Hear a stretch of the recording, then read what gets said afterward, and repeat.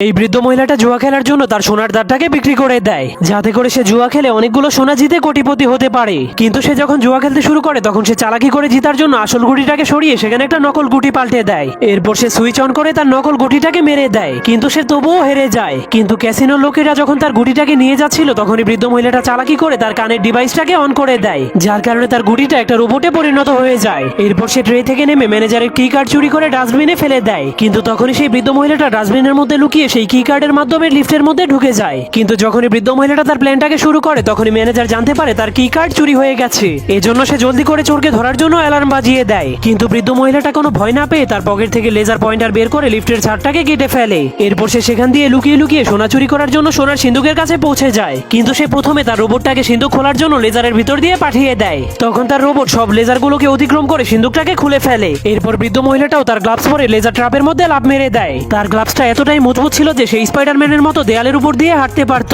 কিন্তু তখনই সিন্ধুকের সকল দরজাগুলো অটোমেটিক ভাবে বন্ধ হতে শুরু করে দেয়, যার কারণে বৃদ্ধ মহিলাটা জলদি করে সোনার লকারের কাছে যেতে শুরু করে দেয়। কিন্তু তখনই সেই ম্যানেজার সেখানে চলে আসার কারণে বৃদ্ধ মহিলাটা ভয় পেয়ে নিচে পড়ে যায়। কিন্তু বৃদ্ধ মহিলাটা তবুও হার মানে না।